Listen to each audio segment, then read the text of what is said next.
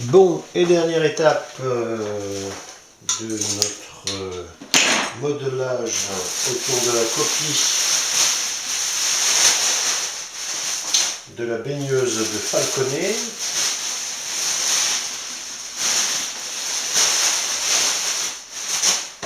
Alors, vous voyez que j'ai donc là encore continué avec le sopalin pour humidifier les zones risquant de sécher un petit peu trop prématurément.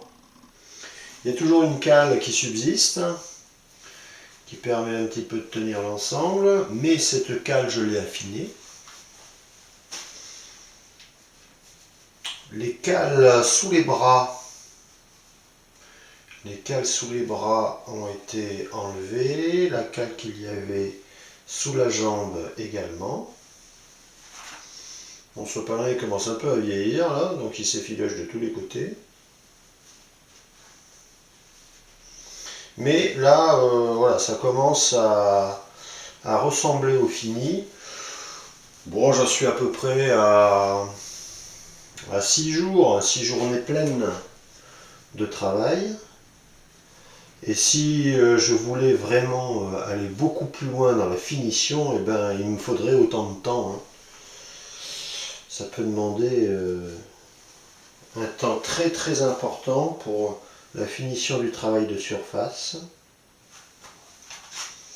Le sopalin est quand même assez important ici pour éviter justement qu'il y ait des fissures trop précoces. Hein. Les fissures peuvent arriver pendant le séchage et pendant la cuisson, mais il faut essayer quand même de diminuer leur impact.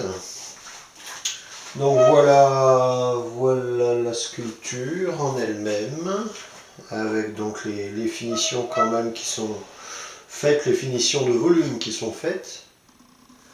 Maintenant il faut que je travaille la surface. Et la première chose à faire, maintenant, eh ben, c'est d'enlever donc cette cale. Hein. Donc surtout quand on est à ce stade-là, on en est à un stade où la terre est quand même assez dure. Hein.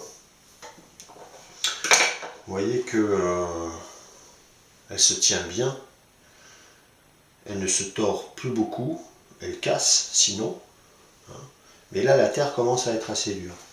Et je pourrais presque garder la cale d'ailleurs jusqu'à la cuisson pour ensuite la couper. Ça permettrait de sécuriser un petit peu la base. Mais je vais quand même l'enlever là. Hein. Bon, bien sûr, ça a été vidé également. Vous avez des petits trous que j'ai fait en prévision de la cuisson, puisque tout ça c'est vide. J'ai découpé la tête, j'ai découpé ici, j'ai découpé en dessous également jusqu'à la cuisse là. J'ai découpé à l'intérieur ici, ça c'est pas vidé, parce que c'est très peu profond. Et puis j'ai découpé aussi sous le coussin là, pour dégager un petit peu. Donc voilà, j'ai fait des fenêtres, j'ai recollé à la barbotine ensuite. Et puis j'ai fait des petits trous donc, également ici pour permettre l'évacuation de la vapeur d'eau pendant la cuisson. Donc il faut que ça durcisse peut-être encore un tout petit peu, mais là c'est bon quand même pour le travail de surface.